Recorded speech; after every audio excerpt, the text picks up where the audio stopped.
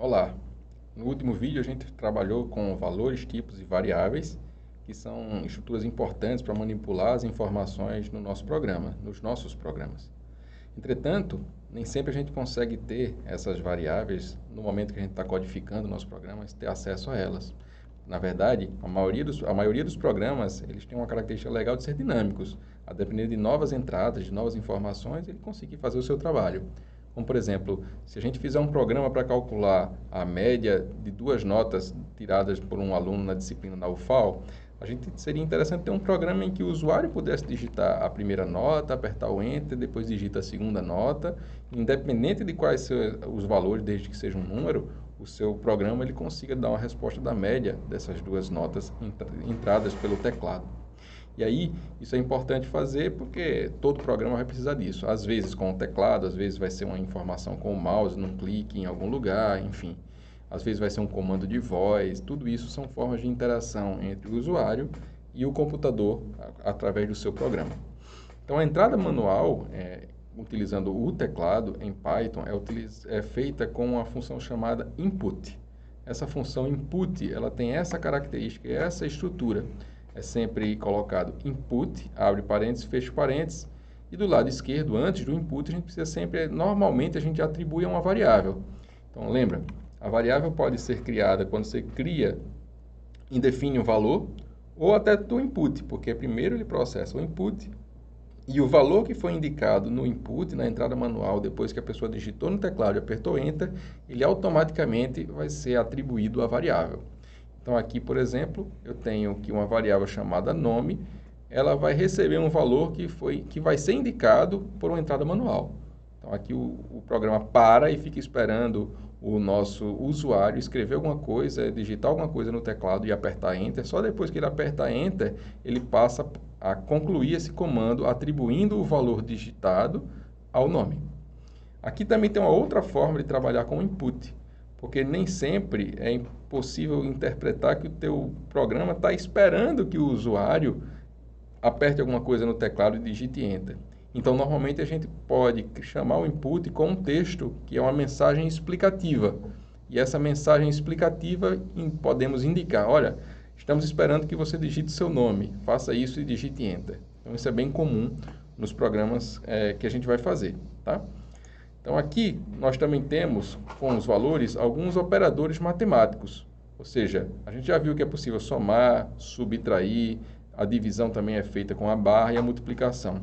Mas é importante que vocês aprendam também a fazer exponenciação. Por exemplo, se eu fizer assim com asterisco, asterisco, botar assim 2, asterisco, asterisco 3, nós teríamos 2 elevado a 3, que no caso daria 2 vezes 2, 4, vezes 2, 8. Então, aqui nós temos alguns exemplos. 10 mais 5, 15.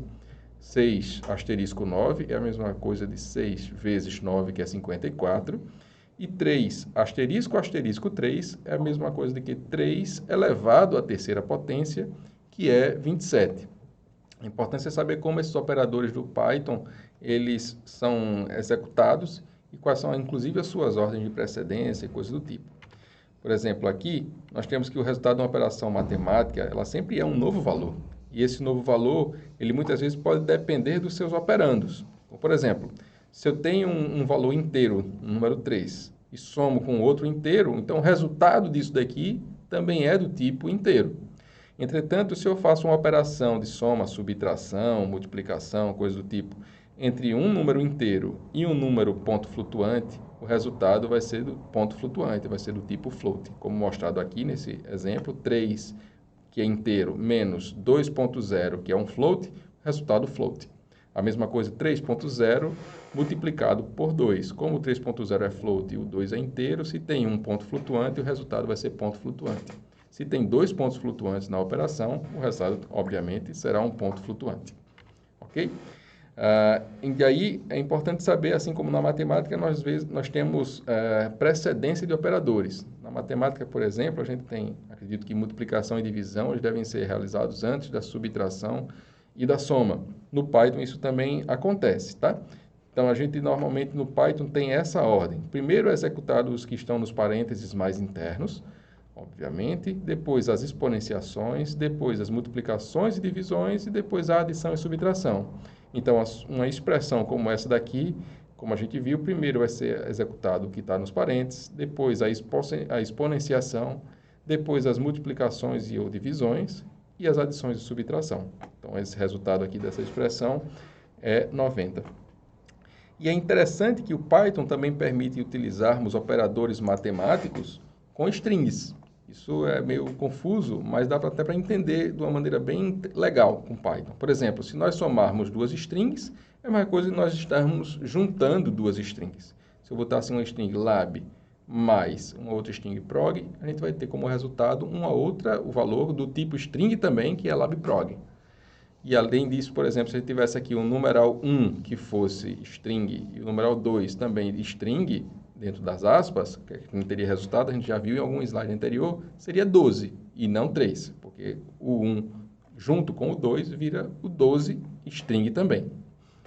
E aqui tem um exemplo interessante, que se nós pegarmos uma string e multiplicar por um valor inteiro, ele vai ter exatamente a repetição do número de vezes igual ao valor do inteiro. Se eu tenho aqui lab asterisco 3, eu vou ter uma string resultante do tipo lab, lab, lab.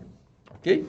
Então, essa aqui é o que a gente chama, quando a gente junta duas strings, em programação nós chamamos de concatenação. Vocês vão precisar entender o que é concatenação, vamos usar muito esse termo nos programas que nós vamos fazer, tá bom?